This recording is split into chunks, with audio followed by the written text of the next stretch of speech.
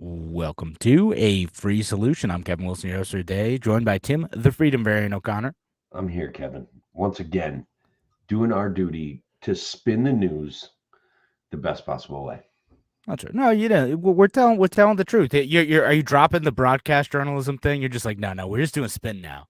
Spin, yeah. No, I'm Yes, spinning it. We're trying to spin it to sanity for people. I think is what spin it. I'm saying, but it needs to sound edgy. I want to draw people in. Yeah, there you go. All right, Yeah, that's it. just trying to get your hook. Got it. Yeah, Well, gotta have a hook. so a couple different topics to talk about today. We're going to talk about I've seen the mask and the Wuhan lab leak stuff start to reemerge this week. It was a lab leak. It's confirmed by the government. Confirmed. Yeah. Well, do you just believe whatever the government says, Tim? Wow, I I didn't know, right? expect you to be a sheep. What a freaking Gosh. conundrum it is for me. But when we get it onto the radio, we'll talk about Wow. some of Yeah. you and I have had this conversation in the past. Tim the sheep. All right, Tim the I sheep know, right? O'Connor. That's Believe what the wow. government Just tells me. listen to whatever the government says. Sure, Yeah, are you sure you're not going to change positions now that the government has said it's plausible? It's it was always plausible. It was the sequencing of the virus perhaps does not occur in nature. yeah. All right. So we'll talk about all that stuff. But of course, folks, if you have any other things, other news items that you want to talk about, make sure you drop them in the comment. Or if you just have commentary to add to our discussion, of course, we love the participation. We love the interaction. We're excited to be back after a couple weeks. Last week the producers were on vacation, so we didn't need to do a show, and I had an event on Tuesday night, so couldn't do it. And I wasn't feeling up to it anyway, so it worked out well.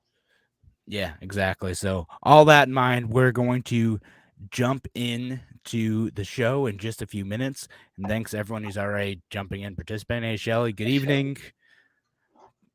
I believe what the founding fathers said. Yeah, sure. Well, why not? They said Yeah, a lot of no, stuff. they did say a lot of stuff.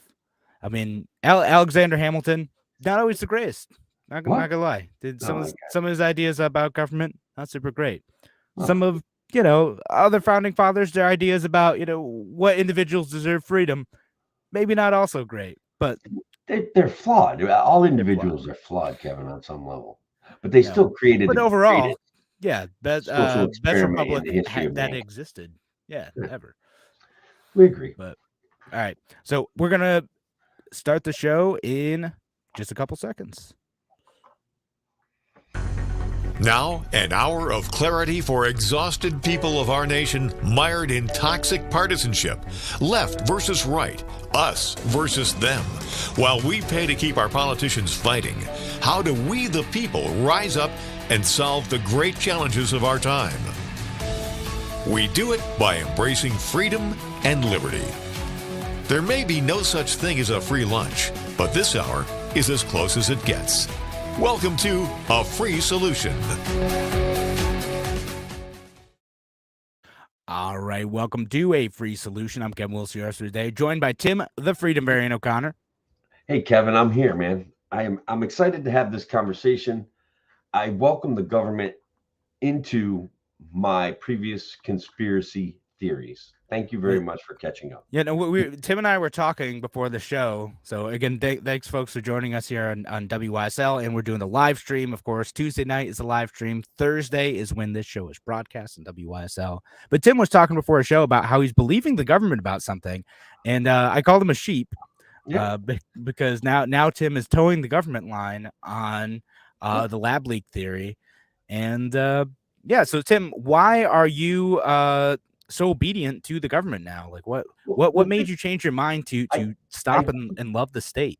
I feel like the government has finally caught up to the conspiracy theorists. They're finally realizing that sometimes when people say things like this sequence of genomes in its DNA structure of this virus doesn't occur in nature naturally, but it can be forced to happen in a lab, and then they ban that person, they drop them from Twitter, they kick them off of social media. When they say something like that, and they're like a literal like genetic scientist, that maybe those things have value. Like, and instead of crapping all over them like the government did, perhaps there was a valid discussion to be had back then. And certainly, guys, like it was anti-Trump. When Trump said it happened in a lab, everybody went crazy. It definitely didn't happen in Bat Soup. I said that from day one. That's it. I mean, it still could have been a wet market thing. Ooh. Again, I'm gonna go with like there's a pretty good amount of evidence that it did come from a lab, and fair you know, amount. and we're gonna talk about the U.S. Department of Energy stuff, and also like the FBI did like that. That's the thing we really wanted to talk about was like the government starting to be like, well, maybe this did happen now. Like they're kind of coming around to it a bit more, but it was always kind of possible, and it's still possible it came from a wet market. Okay, or bat in a cave, or it was a naturally occurring virus that they were studying in the lab, and then it got out that way. There's a bunch of different things that could happen, but it's hard to tell because the folks who came in and investigated it didn't really seem to be doing it in good faith. The World Health Organization, with folks who were kind of tied in with both the government of China and folks who were kind of mixed up in what very well could have been gain of function research. Well, yeah, that's the thing, right? Number one, we have to admit that there is gain of function research going on in the world right now. Now, does the U.S. sponsor all of it? Like, there's arguments to be had about that, but the reality is like this kind of research isn't done on U.S. soil, as far as I know. Even though I think you and I did a show where they kind of it sounded a little bit. Yeah, so it's not legal to do it. And there's a few labs where it kind of starts to look like maybe they're getting close to like crossing that line into illegal, because like it is legal and even smart to like research viruses and try to figure out like what ones could cross over into humans, right? Like that's you want to study that and figure out what mechanisms make them work, and then how do you like fight against those, right? Like that's what it's supposed to be for. But yeah, we had talked about a case in like Boston where they were trying to make like it seemed like they were trying to make a more dangerous version of COVID. Yeah. And like that sort of seems like maybe it's crossing that line there. So we had talked about that a few months back. Guys, as a conspiracy theorist, I'm not done, just so you know. Now that the government's finally catching up to us, they're catching up to us for a reason, right?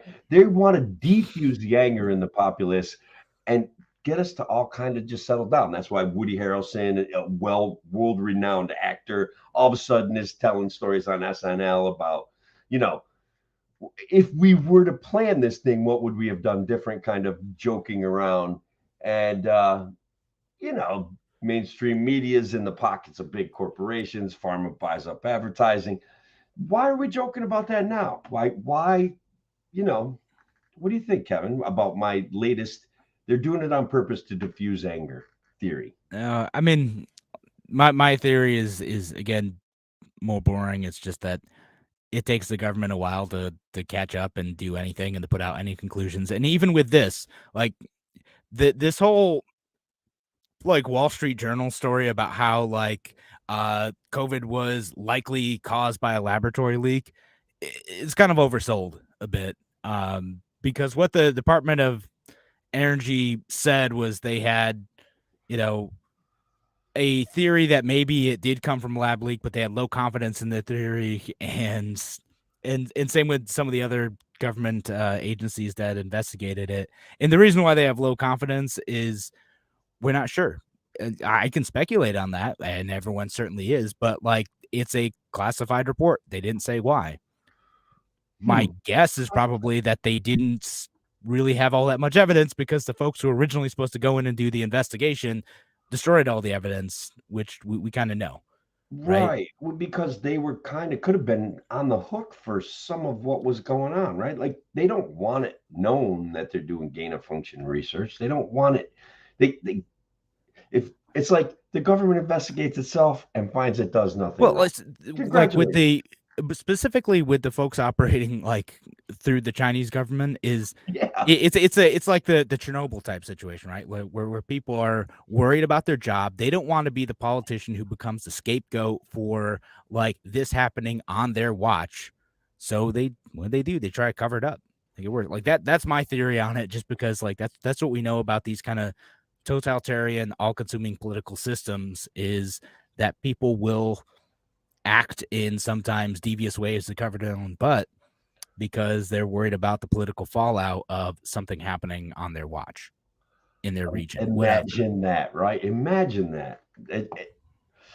It's truly a beautiful time we live in, Kevin, when we have these people have that much power that they can investigate themselves and destroy evidence, manipulate evidence, move it out of the way, classify documents. It's frustrating, I think, Yeah. And it does nothing to alleviate my conspiracy theory nature. Theorist. Yeah. No, I mean, it's the origin of a lot of real conspiracy theories, I think, are mostly that. It's, oh crap, something bad happened on our watch, we need to cover it up. And then they start getting, hey, if you don't want to be like the person famous for this screw up, then like you're gonna help cover it up too. That's how a lot of this stuff ends up happening. It's either no one's paying attention or someone's just trying to be like, well, it's better for everyone, it's better for the party if we all just pretend this didn't happen. It's better for that's fair. There's some killer comments out there that I think the radio listeners would love. No, we'll read some of them off. Grab them. All right. Put them up. Should you read their name and then read the comment? A shout out to my brother Pat O'Connor on Facebook. It is possible that it came from a bat cave. After being placed there from lab workers, they literally had an experiment that releasing viruses in caves were part of the design. So I'm not going to say that that's conjecture. What happens is that stories get told. There's truth to everything. These things are war gamed to massive extents. I don't know. What do you think about that? Maybe. I mean, I don't know about that, like them releasing stuff into the cave, but I know like there's a set of caves in like that region of China where like the first SARS came out and where like was it like Marburg virus came out and where like Ebola might have come. Like there's might have been some pretty serious viruses that came out of that area. So it makes sense that they were studying that stuff. It's just a matter of were they doing gain of function research on this to try to make it more likely? The bioweapon thing is plausible, but it's probably more likely they were doing gain of function or just regular research to try to figure out how these viruses worked generally and then screwed up somehow. Like they just accidentally let it out, didn't follow the safety protocols, whatever, right? I'm not on the I think it's less plausible. It's possible, I guess, but it's less plausible that it was done on purpose.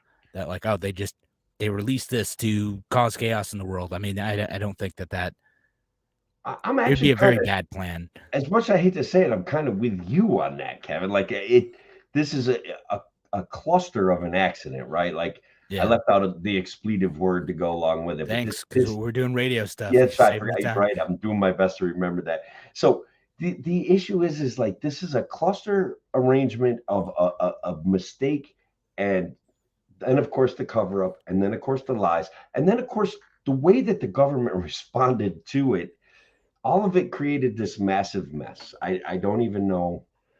Honestly, I don't even know where to begin and end with it. Like it's going to go on forever. Our children's lives have been irrevocably changed by this. Our perception of the government and our trust in our agencies, it's just all been, and it's been roughed up, man. That's all there is to it. Yeah, no, it for sure has. And a lot of trust is gone. And and I see this comment from Brian who on Facebook who says the government knew from the beginning truth couldn't come out at that time because it would have made Trump right again.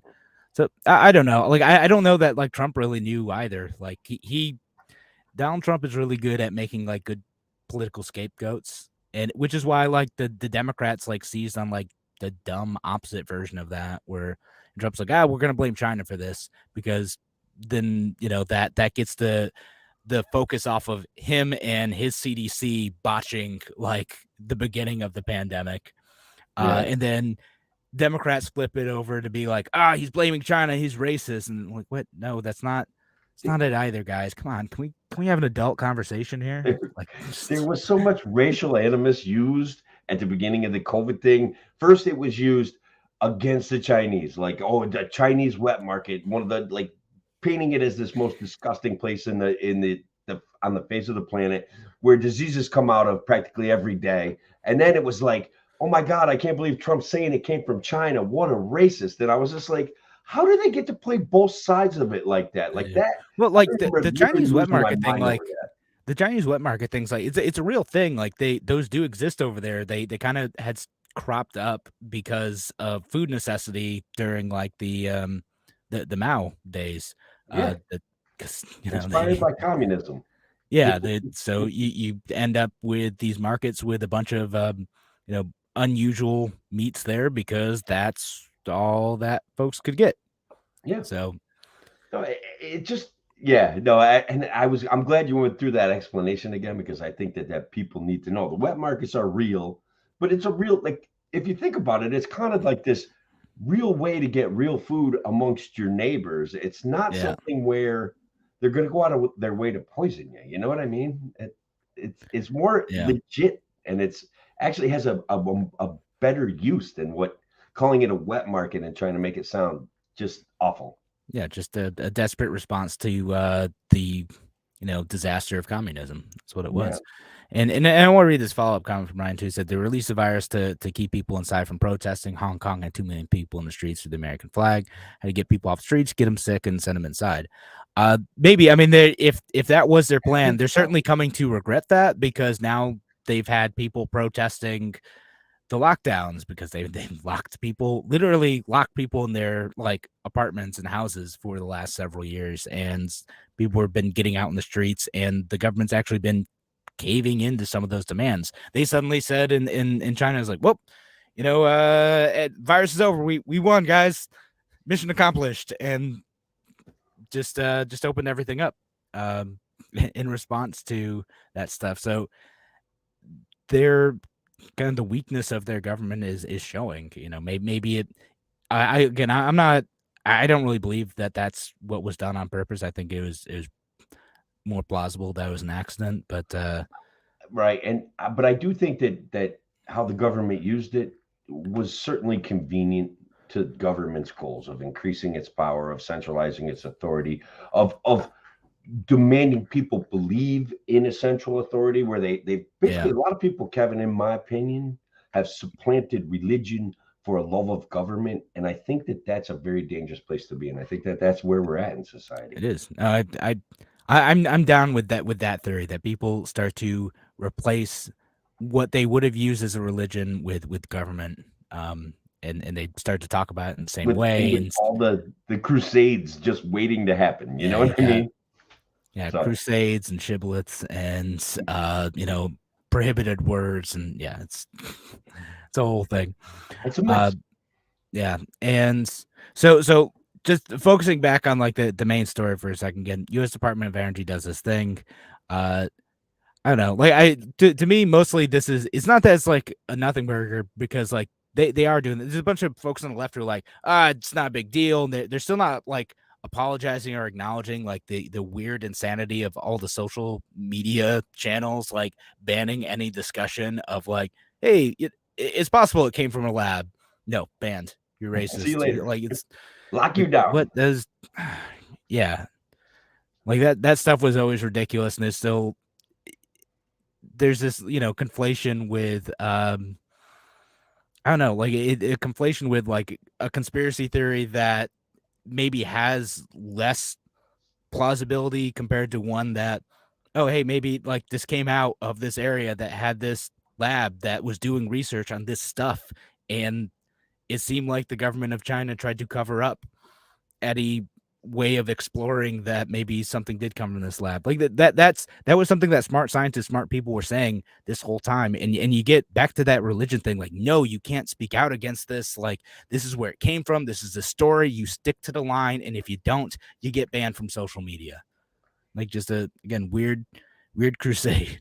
Weird times that we just went through, and hopefully we're moving back in a better direction.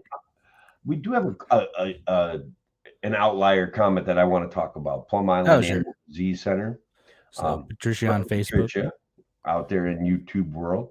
Plum Island Animal Disease Center is a United States federal research facility dedicated to the study of foreign animal diseases of livestock. And it's just off the northeast coast of Long Island. It's technically Connecticut, if I remember correctly. The argument, I've seen this before. I've never really traveled down this wormhole. Maybe you have, but Lyme disease is a disease that leaked from Plum Island in that research facility. Yeah, no, I've heard that. Like again, I don't know. Like again, that jumps into the realm of like maybe it's possible. Like this is where Lyme disease originated. It was pretty. It's kind of close to that area. It's possible. So I don't know 100%. And I'm not gonna say so, but it's definitely worth looking into. And I've heard the evidence, and I'm like maybe. And I mean, and Lyme disease is a pretty serious thing. It can knock you out for a while. I've had a couple friends who've had it, and it'll just Some people don't recover from it, to be honest. Yeah. Like it gets in their system and it just destroys their it gives them an immunoresponse problem, and they can no longer fight off other diseases too. So it's pretty serious. Like it's a really serious disease. It is, and it's probably going to be a big problem this summer because I don't know. At least in this part of New York, like we barely had a winter, so the ticks are probably going to be bad this year. Ticks that definitely like mild winters, as do I, but I'm not a tick, just to be honest. No. Here's a general comment about communism. You know, guys, our friend Brian LaRusso says communism never works. Eventually, people will rise back up. I don't know. The old saying that always applies to communism: you can vote your way in, but you got to shoot your way back out. That's how I feel about that. Yeah. I don't know. Most of the time, I mean, like a lot of the Soviet Union, there's a lot of places where they didn't have to quite shoot their way out, but the threat was there. Yeah, and so that's that. Yeah, no, that's a huge part of it, and and you gotta hope people do rise up and do something about it. And yeah, no, get a few more comments about the Lyme disease. It shows like Lyme disease is a bioweapon that got loose. And I don't know how I'd go that far. I said I'm kind of the same way as like the Wuhan lab leak. Like they were probably doing some research with some stuff that was towing the line, and maybe it got out that way. You never know. Steve Becker, what's worse, ticks or politics? Bloodsuckers everywhere. He's always on point. Always on point. All right. Thanks, Steve. All right. So with that, we do have to head to a break. We have another COVID related thing coming up next too. We're talk about some mass studies. Thanks again for joining us here on A Free Solution. We're going to be back in just a few minutes. Talk to you soon. All right. And we're out. All right. Oh man, I sent Lyme disease 3 times. Shelly, that stinks. It's rough. Some people don't get rid of it. Like it flares up, goes away, flares up, goes away. I know people like I know a guy, he was sick with it, and when he got better, and then when he died, they said he died from Lyme disease. Like he died relatively young. He never really got help. He never really recovered from it. Yeah, that's tough. Well, let's see. That was a good one. I meant to put that. Yeah, I wonder how much money the Department of Energy spent studying the lab leak scenario. Following the money is my favorite approach.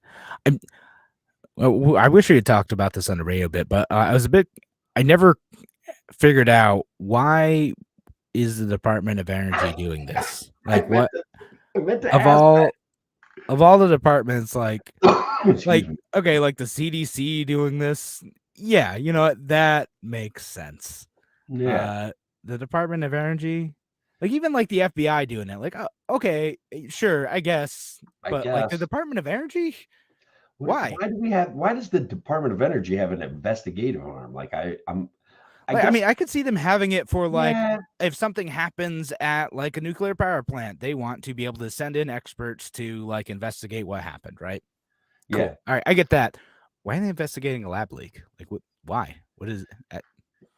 Maybe someone knows a smart answer to this, but like this one just baffles me. I don't get it. Go with they needed to find an unbiased department in the government so that they could send them over and maintain sort of a third-party investigative status, and it had to be the U.S. Department of Energy because they had no dogs in that fight. Or they just had some leftover budget, and if you don't use it, then it just goes away. So they got to use it and then ask for more. Like that's just how it works, Tim. That is how it works. You just got to use Unfortunately. it. Otherwise, like, what if they need it next time? Yeah, well, there you go. And yeah, I don't know. Like, well, wrapping up this stuff too, and then we'll move on to the mask thing. I don't think we're gonna get like a definitive answer ever. Like I don't think there's ever gonna be like a clear smoking gun. Big that was the thing. It's just not gonna No, happen. but by design too, probably, right? I mean, Yeah. they're not going to say the government has all the power in the world, man. They have a monopoly on violence. There will be no whistleblowers. That's it. Yeah. So probably not. All right. So we can head back. We'll head back right at 26. And welcome back to A Free Solution. I'm Kevin Wilson, your host today, joined by Tim, the Freedom Variant O'Connor.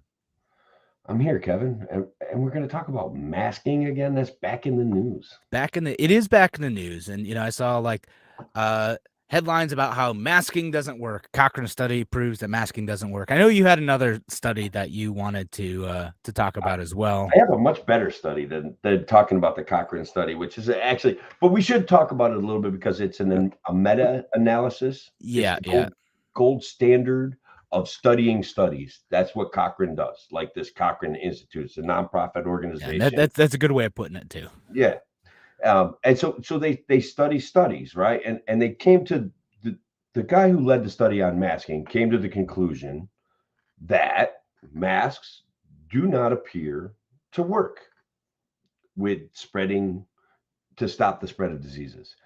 Now, there's been a lot of pushback on that. One guy in particular, the guy that, some guy in California that's a rich venture capitalist kind of, let's say. You're talking about the one I retweeted? Yeah, I think so. He basically came back with that. Tomas Pollo? Yeah, him. Who did a lot of mathematical analysis and some of the modeling that he created for computers to predict where COVID was going to go and how to manage the COVID bubbles and stuff like that. That actually was reasonably intuitive and reasonably had predictive value.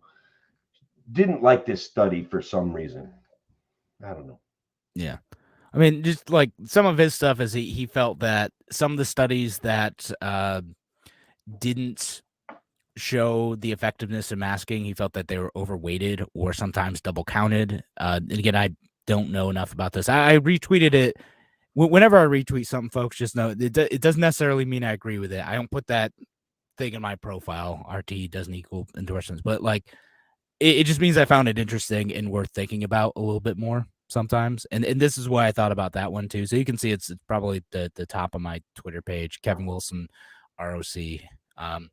And just, there's a few things that are a little bit strange about how the meta-analysis was put together that makes me think like, I don't know that conclusion should have been as strong as it should have been, as it was presented as like masks definitely don't work. Right. Given how they weighted some of the studies and versus there were a few studies that seem to suggest, particularly in COVID, that it might have worked. But there's some studies in there that are a bit strange. Like, oh, well, we did a study of masks for people attending the Hajj. So like the Muslim pilgrimage to Saudi Arabia. And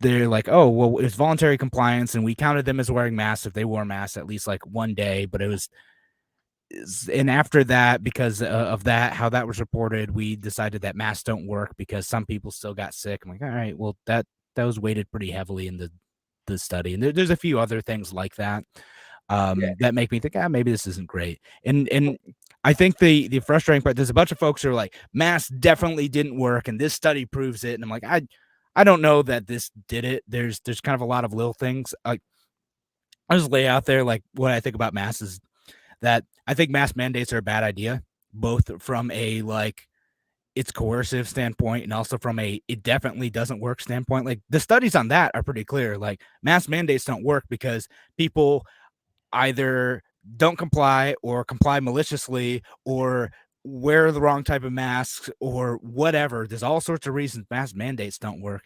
There might be certain masks that work well in certain situations and help in certain like environments, but that is different from a mask mandate.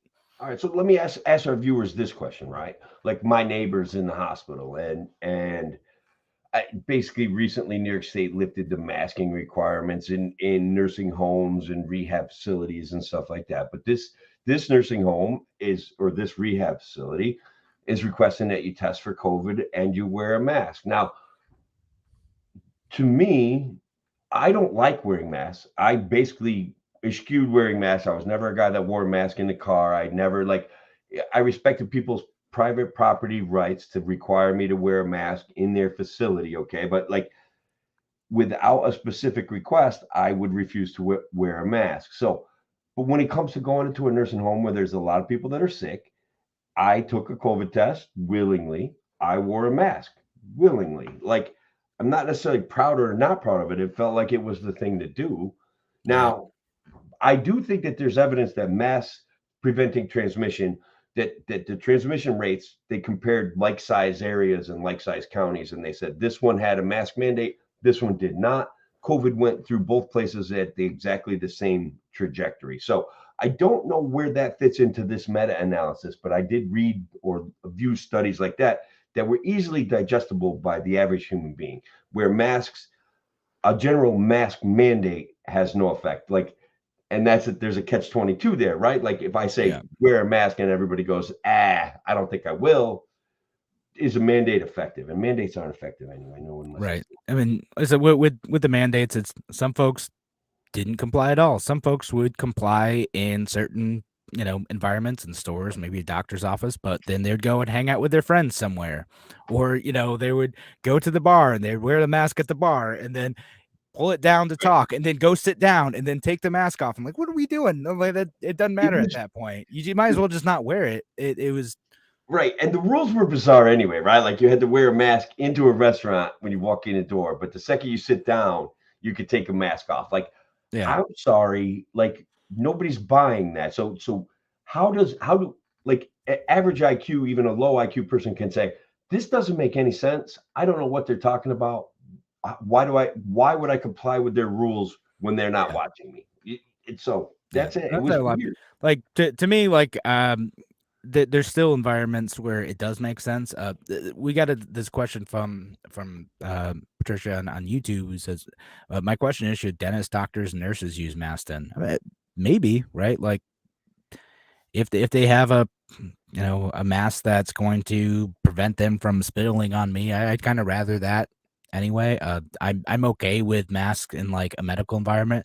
It's funny. It was kind of weird. My son's pediatrician, they stopped requiring masks. So it's funny because I wasn't at this appointment, but my wife like got to see my son's doctor's face for the first time. Oh, cool. Yeah. But an environment like that, I wouldn't necessarily have a problem with it, especially if like, okay, every kid there is like probably sick, but also do I want my 2-year-old to wear a mask now? He turned 2. Suddenly you're supposed to wear a mask according to CDC rules. No, that's bonkers. Like he would not wear it. He will not wear it. Like we've tried it. We say, hey buddy, like will you try putting this on? He's like, no. Okay. Thank you. No. All right, man. Well, didn't know you were a MAGA voter, son. We've had responses to pandemics or endemics in the past that we're like, hey, let's get the healthy people sick with this thing and have it ravage through their community so that it doesn't spread as quickly to more susceptible communities. And so when it came to COVID, I was never convinced that the approach of zero COVID or minimizing the spread, especially amongst younger people, was strategic, right? Like it didn't get us over the hump fast enough. Well, we're going to see what happens with China with that, right? Like, I mean, either the virus has already been spreading through China, which maybe, or like they really did have zero COVID for a while and they're suddenly going to experience full brunt of the pandemic suddenly. So again, if they successfully keep it out of vulnerable populations where everybody here failed, okay, like too much exposure in nursing homes was ridiculous, okay. No like It was bad. no localized responses. It was one generalized response. Like the rules in Manhattan are the same as the rules in Otsego County when we have 62 cases. Like that we'll see what happens in China, like how they manage that, because Sweden did just as well as everybody else. Their trajectories, their curves generally are the same. They let it spread through their younger population. They kept them active. They kept them interacting with each other. And so it spread through their younger populations. They did have periods where their morbidity jumped because it got into a nursing home.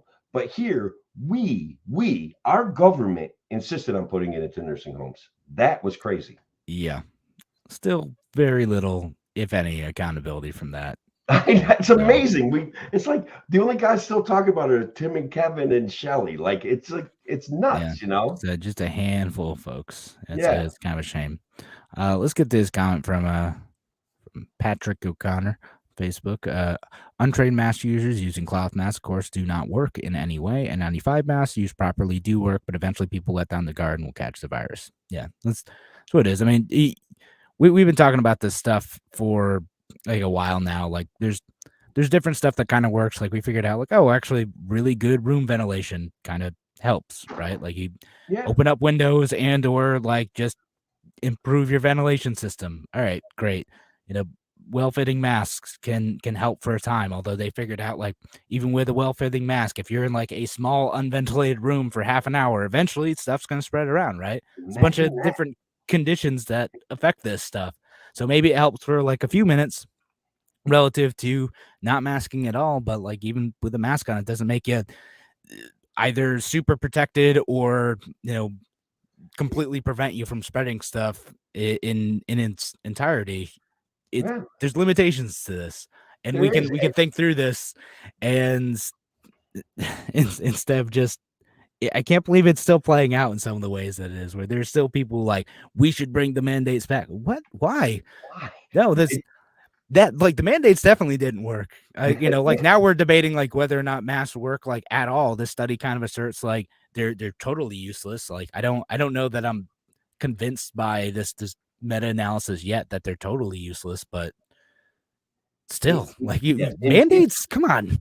Intuitively, we know that masks have to work on some level, right? Like some small level. Like if I have COVID and I'm sneezing and or just having a hard time breathing, a mask is slowing down that transmission. Okay, like that's just common sense. But also, me getting COVID, and I did have it, I was sick for 2 days. Like there's going to be parts of the population, if they get it, they're not getting it again for a long time, and they're not going to be spreading it. And that was something that we never, ever, ever handled appropriately. We were automatically able to accumulate enough data to say there's efficacy to a vaccine, but we weren't automatically able to conduct studies that said, yes, once you have it, you're basically immune from it for at least a little while. Like, like every other virus that's ever existed on the face of the planet, once you beat it for a while, period, right?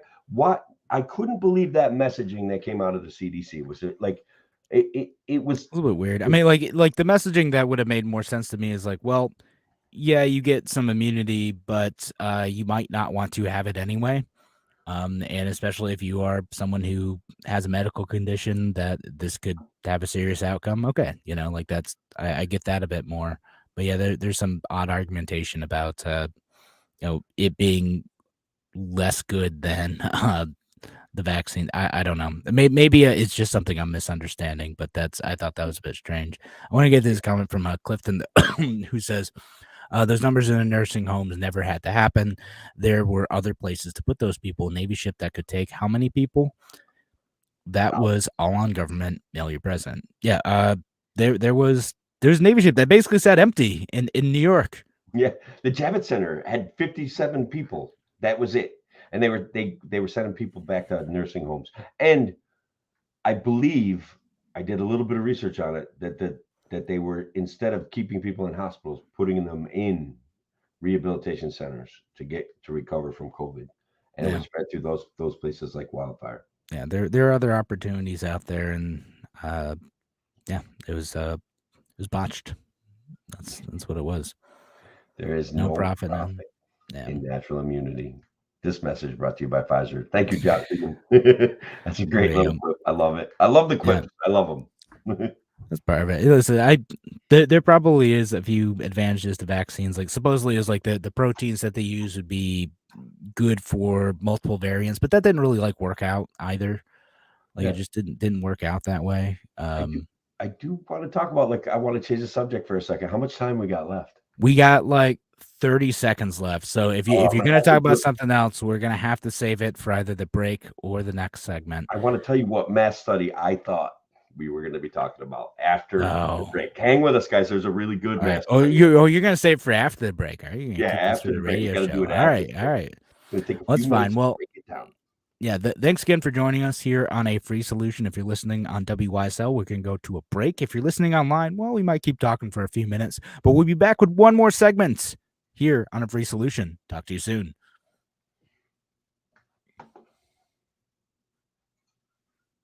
All right, and we're out.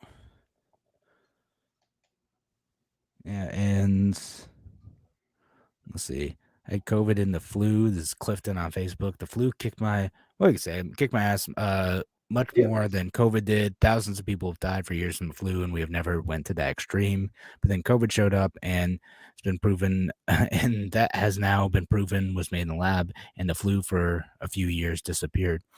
Well, I'll say this about like the flu relative to COVID. There's still a lot of people. Legit, a lot of people died from COVID, right? Like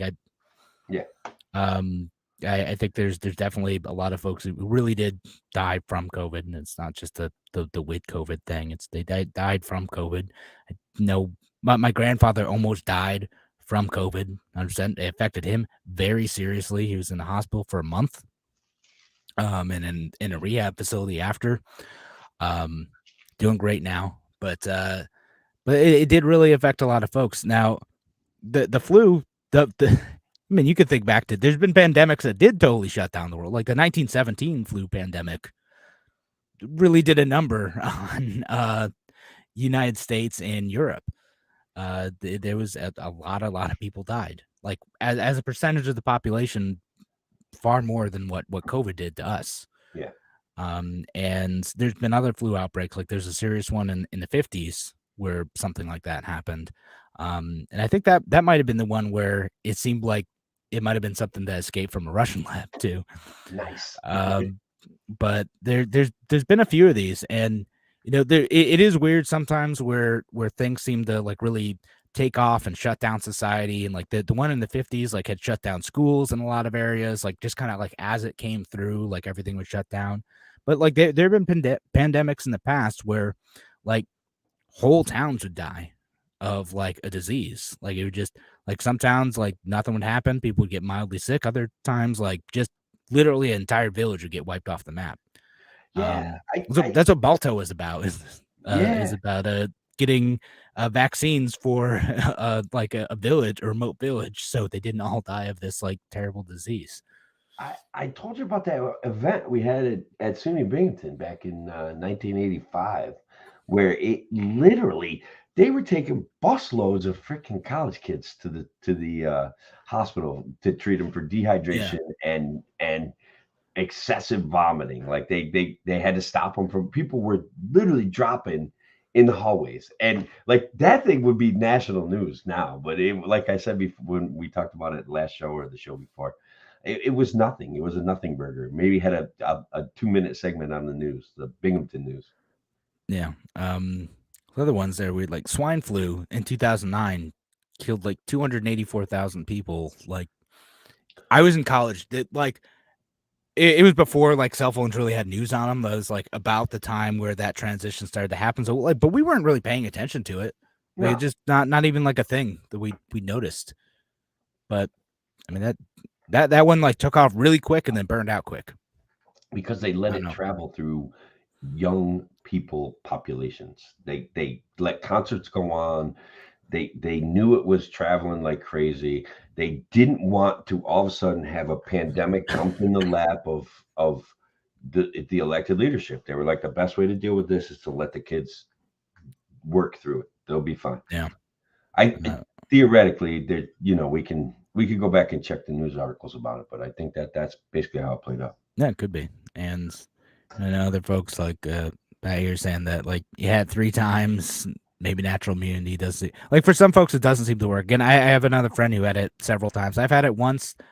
I've ended up getting exposed several other times and haven't had it. I've only gotten. I got 1 booster. I didn't get the second booster yet because I didn't feel like having a miserable weekend. Right. It makes you And sick. yeah, like it makes you feel terrible. Like sometimes, like the third one, I was fine. Like Yeah. I decided I was gonna like chug a whole thing of Pedialyte and like preemptively take some ibuprofen. I don't know if that was Nice. smart or not, but I felt fine the next day. Like prepared for it, like I was preparing for a hangover. Um, Well done, Kevin. Well done. but no, I'll tell you, like I think the flu vaccine worked this year though. Like my son got influenza A, but my wife and I didn't get it all. And we all had our flu shots, and he didn't even get a fever or anything. Just was kind of like coughing for a couple days, and then fine. So seemed to work out this time, probably. Or I'm just attributing something to the vaccine that would have happened anyway. Who knows?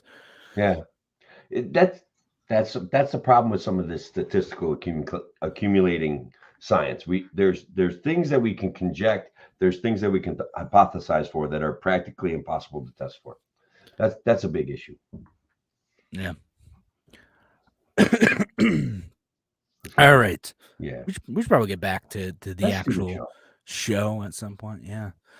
So we'll go back in like, I don't know, maybe 30 seconds, and we'll do your study, Tim. Yeah. We'll talk about that, and then Historic, groundbreaking study. oh, great. Well, I'm excited for that, and then we'll do some fake news.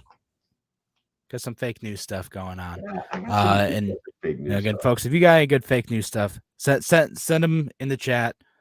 Links, if possible, so at least one of us can look at them. All right, we're back in. Welcome back to A Free Solution. I'm Kevin Wilson today, joined by Tim, the Freedom Marion O'Connor.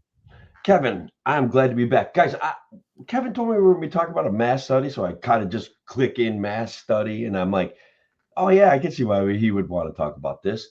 Guys, I want you to know one of the reasons why I'm reluctant to wear a mask has been borne out by statistical accumulation and data testing. People who think they're more attractive are less likely to wear masks. I thought that was the study that we were going to be talking about, Kevin. If you think you're good looking, you don't want nothing to do with these masks. Fair. This is a legit. I should have probably played it off as fake news, but this is that would have been a great fake news thing. We should have just done that. This is a legit study, sort of legit, because methodology is always challenging. But it's by it was published in the Frontiers of Psychology journal, published late in January. It's kind of breaking some news now because masks are back in the news. But they basically asked people how they would feel if they were going into a job interview, and would they like feel confident wearing a mask? Would they want to be wearing a mask? If they wanted to make a good first impression, would they wear a mask? And it basically came down to, if you thought of yourself as good looking, you definitely didn't want to wear a mask. It's pretty interesting. I believe it. That makes sense. Why would you cover up this nice face? Why would you cover this up? This visage. Yeah, you gotta show it off, and what? It's worth the risk. It is. All right. Well, I got a fake news item that we can do. So, did the state of Florida, try to ban dogs from sticking their heads out of car windows? Real news or fake news? Or real news? Like everybody looks at Florida as this bastion of freedom, and then there's a bunch of authoritarian jokers running around that state for their own good. Some left-wing lunatic said, yes, let's keep the dogs safe. Keep your windows up. You calling it real news? I don't want to. No, it's fake news. Fake news. Florida. No, you shouldn't have doubted yourself. It's real news. It's real news. So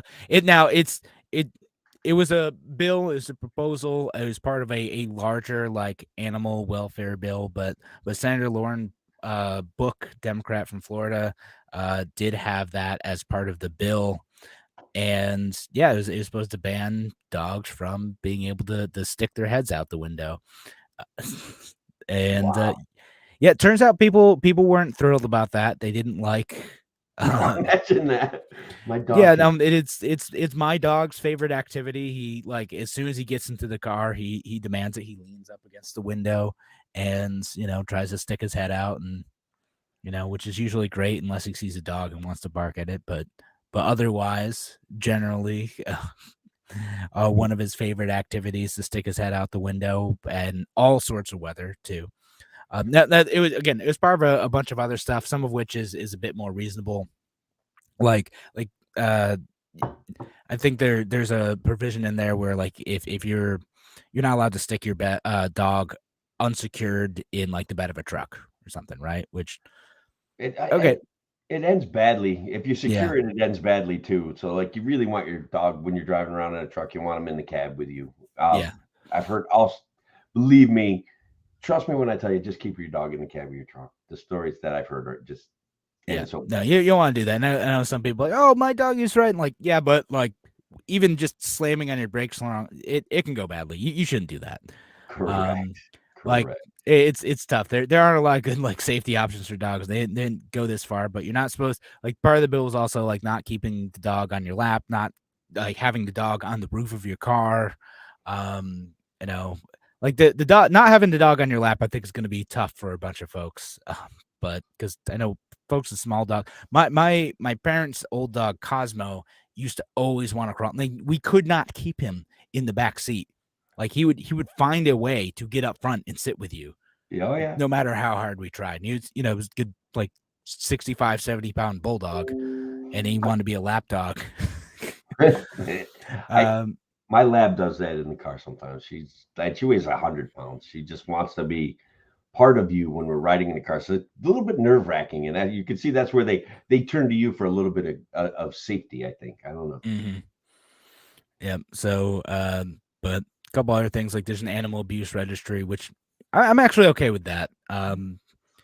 Like there's like the concept is like basically if someone's convicted of like abusing animals, like a dog fighting situation, whatever else, that they can't go and like adopt more animals. It seems reasonable, Yeah. So I'd be okay with that. I mean, chime in the comments if you disagree. I'd be interested to hear other perspectives, but for the most part, I think of when we were growing up, animals were very much just thought of as property, right? And we've at least on a humanitarian level kind of morphed our belief structure that animals do deserve a certain amount of respect. I'm okay with it. I mean, I'm sick of the government growing and whatever, but if everybody agrees, and probably wouldn't be that expensive. Yeah, right. So I'd be all right with that one.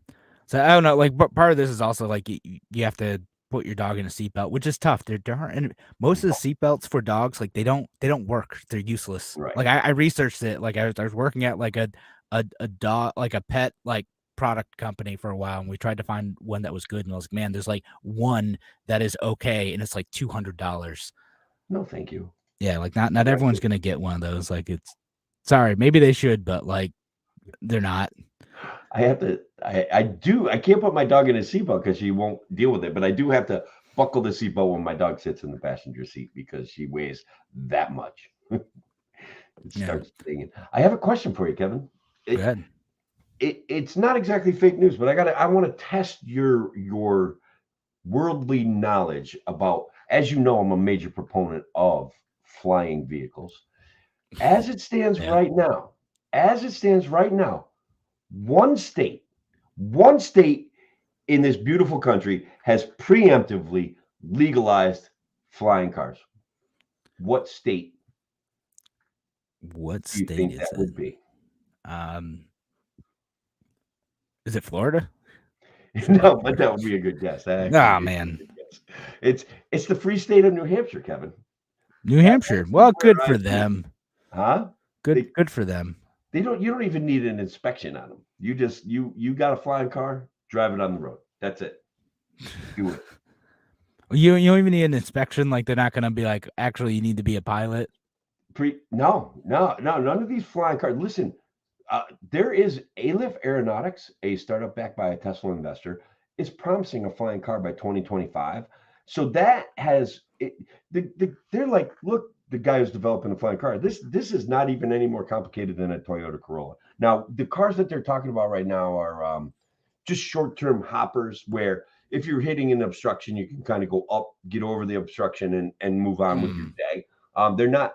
But then they also have in development cars that'll go 200 miles on a single charge, and they're saying they're going to be on the market $300,000 by 2025. Now that has prompted like a former executive of General Motors saying we could do it in 2024. Like this is not rocket science. Flying cars. I mean, it might literally be, Tim. I don't know, man. I've been waiting my whole life for this, Kevin. I got to hang in there for a couple more years. I want my flying car. As a matter of fact, I'm tempted to put my name on the waiting list, although I can't afford $300,000 for a flying car. You've got to hustle before then to be able to afford it. It's just kind of vlog some hours, man. They are promising a $30,000 flying car by the year 2030. So the way that we're deflating money, that's still going to be $300,000, everybody, just so you know. But at least it will be, I don't know, UBI is going to be like $50K a year. So I don't know. It'll probably be all right. Yeah, you might be able to get a $30,000 flying car. Be all right with that. Yeah. I mean, when New York legalizes it, which is going to be never like they won't even legalize but class 3 like electric bikes. Can't go over 20 miles an hour on my bike without. I mean, like I could if I packed it, but they need to keep you safe. They're doing it for you. Yeah, I gotta get like a motorcycle license if I want a class 3 electric bike that can still only go like 30 miles an hour. We used to have mopeds, Kevin, but they took them away from us. They made them illegal. I mean, you can still get a moped. You just gotta get a motorcycle license to do it. Oh yeah, that's crazy. We used to. I think I didn't even have a car license. Like, I wasn't even old enough to drive, and I could ride around a moped and not expect to get pulled over. So interesting enough, a comment from Patricia: flying cars and household robots. Wait, 2025 will be the Jetsons era. The name of the law in New Hampshire that preemptively legalizes flying cars is called the Jetson Law. Just so you know, it's called the Jetson Law. I do kind of love that. That's I appreciate that. I do have a fake news thing for you. If we have time for it? Yeah, we got time. Go for it. All right. Okay, so breaking news, Kevin. Breaking news. Miami Dolphins superstar cornerback Byron Jones. This guy broke all of the combine records until like last year. Some guy managed to tie him.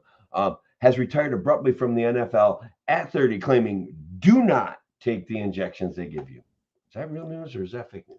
I did see something about that. I think it's real.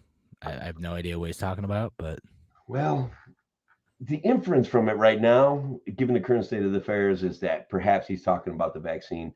It is a real tweet. He did say this, but upon further research, it was more about the things that they used to keep him healthy when he was suffering from aches and pains. In other words, they were giving him pills, they were giving him shots, and now he feels like he's going to be living the rest of his life in chronic pain, and he's really upset. It was not specifically referencing the COVID shot.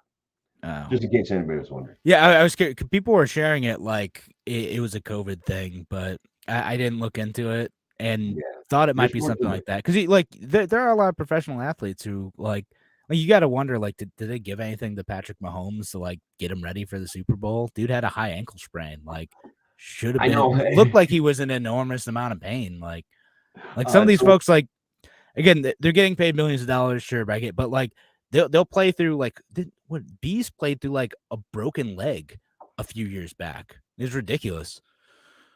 Yeah, that's the. So me, another great dad moment. I'm like, my kid gets a little ankle sprain or something like that, and I'm always like, well, look, Patrick Mahomes played 1 week later. Like, what the heck, buddy? Get out there and you gotta treat those things. You gotta exercise through them. Like I'm awful like that. I'm just awful. Yeah. So Well, it's a balance. Like sometimes, like, all right, you want to play, you got to get moving. Like sometimes, like moving around, like helps, right? I But do, yes, I do, but I do get a little bit. Maybe that's what I'm trying to tell him. I hope he takes it that way. yeah, Like, right. you No, got to like- exercise bruises. It'll get rid of the bad stuff. It will help. Yeah, it's good. It could go too far. I try to keep a good balance, but I do get excited by his athletic success and his athletic endeavors. So, like, I try not to be horrible about it. All right. Tim, you put up a comment from I know I keep putting it up. my My brother Pat out there. Yeah, he got pulled over on his motorcycle. That sounds like me. Yeah. I was very libertarian minded even back then. He said I could use it. I used it. I don't need no stinking motorcycle license. There you go. So that you do what you want, right? You shouldn't need any license, right? We definitely don't need professional licensing. We No. don't need hair braiding licensing. We don't need college for hair braiding. Like, we don't need any of that. Okay, like, we don't need it. None of that. But driver's barely need- licenses. We need certain certifications that will come in handy, right? Like if you We want a guy to work on your house and do some of your electric or things like that, we could use some certification processes. I get it. Tim, on the spot here now, driver's licenses, yes or no? I want to say no, Kevin. No driver's license. Would you have been one of the guys booing driver's licenses at the 2016 Libertarian Convention when Gary Johnson's like, Gary, driver's licenses, they're all right. Yeah, I might have booed it, but it more would a philosophical boo. Like Philosophical boo. They exist, okay? Like they exist. We're not going to be winning elections by saying I'm going to do away with like driver's licenses, okay? So I get it. That's fair enough. Yeah. A philosophical boo. I love that. It wouldn't have been that emotional. It would have been philosophical. We are out of time though, folks, for the radio show. Thanks everyone who joined us on WYSL. If you were listening online, we're gonna go for maybe a couple more minutes, but thanks again for joining us here on WYSL. We'll be back next week. Take care. All right, and we're out. We're already getting other follow-up questions. Yeah. Look at my brother harassing me about this one because I'm gonna say no. Like I don't concealed carry permit. Yes or no? No. Shouldn't have to do it. No, you need permission to own a pistol? Like, come on, man, and to carry it around with you. And look at what it's devastated human rights in cities. People don't have the right to protect themselves. Good citizens are in fear of their government and in fear of criminals. It's baloney. We're out there, right? It's bullshit. It's yeah. No, so you yeah. I mean, you can swear, but don't go nuts, Tim. Yeah, no, I tend to agree with that too.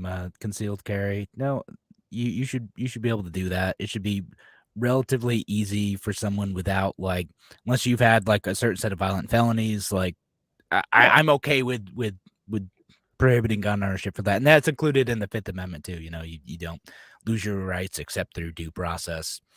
That's one of those situations. Something that abridges society's rights, like. You don't have the same rights as everybody else. And honestly, maybe you never should have them again, Yeah. Like, we've gone too far in categorizing some of our crimes as that, though, but victimless crimes, possession crimes, stuff like that shouldn't get the rank of conviction that they get, probably. Yeah, no, for sure. I know that's people want to debate when you're that. Like, they're dealing drugs. I'm like, well, possession. They have it in their pocket. It's so that like if you have used marijuana, you're not supposed to be able to get a gun. Well, ridiculous. Yeah, I have a machine gun, but I haven't shot anybody with it. I go to jail for 30 fucking years. I mean, excuse me, that's crazy. That's nuts. You know what I mean? I'm not saying that I have a machine gun. To be clear, I don't have one. I just don't. ATF's gonna be knocking on your door. Yeah, I haven't used it for anything. I don't like. Stop that. Yeah, it's crazy. Yeah, I agree. And yeah, I was about to get that comment from John on YouTube. Seatbelt laws. Hell no, he says.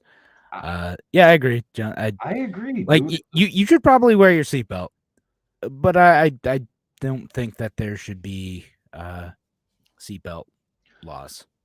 I think that the waters of the seatbelt debate have been muddied by emotion. It's another Well, one where for adults, it's a little bit different for me with kids, but I looking back, I mean, I think I was at the beginning of when they were starting to say, "Hey, you really got to put." My kids were at the beginning of way, "Hey, you've got to put your kids in a car seat." And looking back, I actually am really glad of that. I'm glad it became an option. I think it's great. Um, the free market would have won anyway. So with yeah. that, you know what I Oh yeah, mean? with the car seat stuff, I mean, it's interesting because like definitely for young kids, and there should be some sort of like secure, you know, seatbelt or car seat device for especially small children, and it should be required. I'm okay with that because again, kids are a little bit. You treat them a little bit different because they can't like advocate and consent for themselves in the same way, right?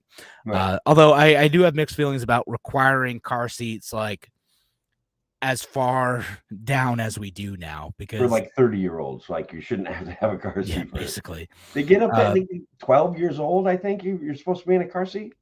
it goes pretty far. And it's my wife and I disagree on this one because I'm like there's a great Freakonomics episode about this where I think that like the American family has actually shrunk in part because of car seat requirements. Because if you can't fit 3 of those things in a small sedan, like it's just not possible. So you have to get a minivan. And okay, so I got to upgrade my car in addition to all the other expenses of like having a third kid, and that like knocks a bunch of people out from like having another child is that they can't fit the car seats in there anymore because even as they're older you still need to have them in a car seat, like, and again 10, 11, 12 years old now you're supposed to put them in a booster seat. And the I data for those, like for really young kids, for like very young kids, like we're talking like 4 and under, car seats are really helpful. Yeah, Above that, the data is a lot more mixed. It's it, it's kind of hard to say. the data about car seats or seatbelts for adults saving lives negates or neglects to talk about technological advancement in impact zones that they built into cars. So they're just saying seatbelts save lives. It's an unclear statistical fact. Oh, It's sure. it's not. That's part of it too. But like specific to kids, like they're in actual testing, and the car seat companies are really like cagey about releasing this data. There isn't like would say like a 6-year-old wearing like just a normal seatbelt in the back seat, compared to the same, you know, like dummy wearing the like in a booster seat or a car seat setup. Not really a huge difference. I do like Correct. your comments, That Steve. was we had to get those Steve up. Becker on Facebook. Kids can't reach the pedals if seat belted. That's That is important. That gotta could be be both able to good or reach bad. those.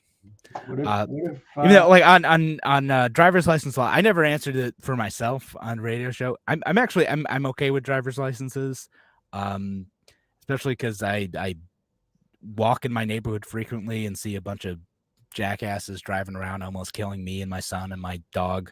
Well, I'm almost like the opposite of this. Like you should have to retest every few years because there's a bunch of people who are just stupid on the road. I think that there's a different way of dealing with it. But I get what you're saying. Actually, I'm not picturing a crowded neighborhood with an 18-year-old screeching his tires down my driveway with my kid walking outside. Like I'm not picturing that. I'm picturing where I live, where it's like, man, if I don't have a car, I got to get Oh yeah, some. no, it's way different. Like Yeah, in the city, like in a dense like neighborhood where people are walking around and stuff, and there's houses and everything. you're It not a is real. definitely way different than like where I grew up too. I grew up and on the outskirts of Oriskany, New York. I couldn't go to school or see my friends or do anything without driving at least like 15 minutes. Yeah, Um, and that's the so way it like is at here. 60, like the moment I could get my license, I got it. Yeah, I think what it's turned into is too much of a revenue system versus a competence-based system. And if we were just like, let's make sure they're competent. I, I worry because I have kids, young kids that drive, and it does. I'm glad that they're licensed. I'm glad that they went through the rigors of being tested. So I guess I'd have to my answer has to be nuanced. Like, should it be like, should I have to pay for it every 4 years? No. Like, maybe I should recertify like when I turn 60. I'm okay with that. Like, I don't know. There are other like to me, it's like a every 10 years thing or something, right? Yeah. Because there's also folks like, seen this happen to people who live in like New York City and they just don't drive. They own a car. They got their license when they're 16, and then they'll go 20 years without driving, and they could still just like kind of step up and walk, get behind the wheel. As long as they pay those fees, they could just jump in a car and drive. Exactly. You just got you pay your fee to the government, and yeah, sure, you can jump in. Like you should have to recertify every once in a while. Yeah. Like not frequently. It shouldn't be like cost prohibitive, right? Like I don't want to do that. Just every once in a while, maybe be reminded of the rules of the road. And we are getting a bunch of good comments here too. Patricia on YouTube. So by the time my kids are 10, they were taller than me. How tall do you have to be to not use a car seat? I may need a booster seat.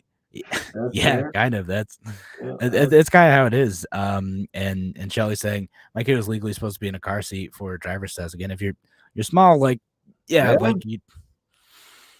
It's you have to be able to see over the dashboard.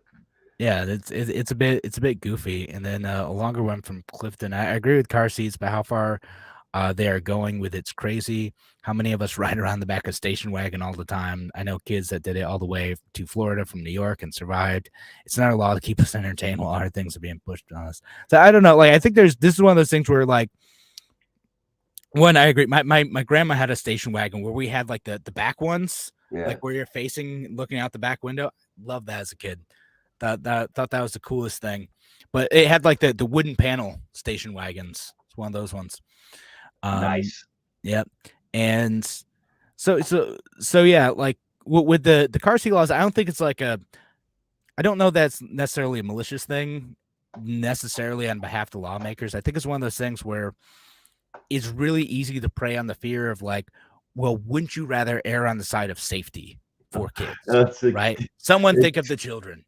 Yeah. And so like you like, because again, when I say this argument like to my wife and to other people too, like, I don't know, I don't think like a 7-year-old should have to be in a car seat. Like, oh, you monster, what if it's unsafe? And I'm like, yeah, but like statistically it's not, and like they're not studying it well, and like, but no, wouldn't you I think we just err on the side of safety.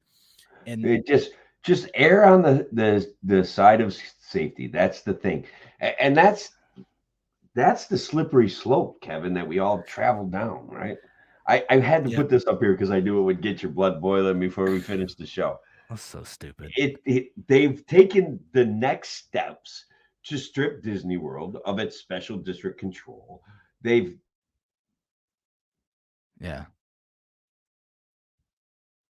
Oh no, did I lose my internet? Or did Tim? Tim, you still with me? Did you hang up on me? No, I think we temporarily lost connection there. One of us did. Yeah. But, I figured you'd enjoy this. We could actually probably do a show on this one for you, right? I think I did a whole episode when like this happened. Like this is Ron DeSantis being like just totally bad faith here. Like it's the special district for Disney makes sense, right? Like he's trying to like attack the woke people at Disney, but like the counties don't want to take on all the services that Disney provides for itself because they're a big corporation with a lot of land that they control in that area, and the counties are not equipped to deal with that stuff. It's going to cost them just buckets and buckets of money. Like the counties can't do it. Right. They've according to Ron, they've addressed those concerns, which he said were legitimate. I will say that one of the reasons. Why though? Like why? Like maybe this is the libertarian in me, but let the corporations do their thing. Let the corporation pay its own bills. Yeah, exactly. Provide those why services put that on the taxpayers for a net? Literally, it's basically inferred from the statements that they're making that Disney World is saving money on some of the services that the government should provide. Like that's an unfair competitive advantage. Whether that's accurate or not it's just how they mouthpiece this stuff. One of the arguments that I found persuasive for lifting the special district is that there was a contract in place, or at least an implied, not persuasive in that I think it's a good thing. Just hear me out before you get mad at me. Go ahead. I'll hear you out. Yeah, that basically Disney World made some promises when they were going to do this. They were going to build some sort of super new age city, and it was going to be really cool. And what they did instead was build an extension onto their theme park. You know what I mean? And they kind of just took advantage of the agreement that they had in place to build a city, which is why they needed this special district. But they didn't make good on their end of it. That's the only argument I could see. Like the rest of it is just cheap shots.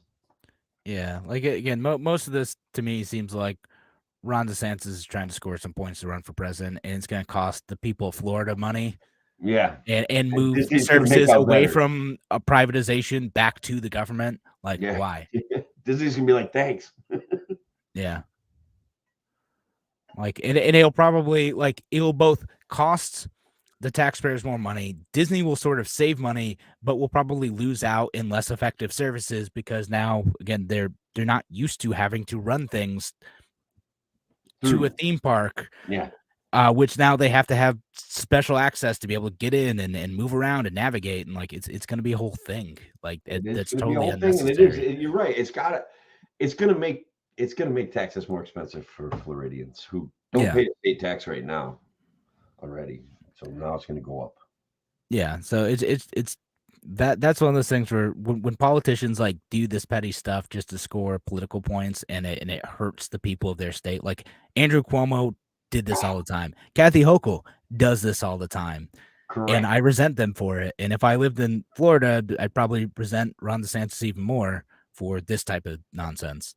And this is actually a successful model, right? Like Disney takes care of these things effectively with almost zero complaints about the services that they offer, with almost zero complaints about their health care that they provide, for their emergency services that they provide. And now we should be going in the other direction. We should have more of this. Right, exactly. They make their own laws, like he's making it about Disney's Disney employees' desire to bash him and the don't say gay bill, which they exaggerated their side of that story, but he could have just left it at that. Disney lost business. Disney was going to correct that on its own. You know what I mean? Yeah, exactly. They, if there are consequences for it, they didn't like. Okay, then they suffered those, and that's their business. They get to figure that out moving forward. But no, what I don't like the idea of any president using or governor using their power to punish their enemies, corporations, personal, whatever. And we had enough of that in Biden, in Trump, in Obama.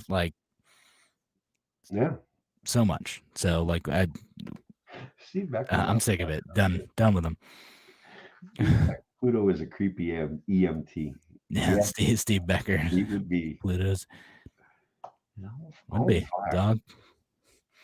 So I don't know. Have you checked out any of the Larry Sharpe Club thing he's doing? It's actually pretty fun. I listened to last night's show today when I was working, and he had some interesting guests. He had a conservative who was actually not particularly conservative. They were more libertarian, but they didn't want to admit to it. And then he had two other people. They talked a little bit about identity politics. They had Carla Gurecki from the Free State, New Hampshire. It was, and I can't remember the other two people's names, but they were all three of them were compelling guests for sure. Nice. No, that I'll have to check it out. I catch those occasionally, but I was on it. Exactly. I caught the one you were on. Yeah, that was the best one so far. But the other ones are okay. They're not bad. They don't have you. They don't have me every single time, but they weren't that bad. They were okay. Yeah. So all right. I think we're gonna call it a night, though. All right, man. Yeah. It's been fun, folks. But I've got to edit this tonight. So. Oh, that's right. I forgot about that. Let's get off the air. All right, Kevin. Thank you very much for doing that. Thanks everybody for being here. Thanks for joining us. Have a great night. All right, bye.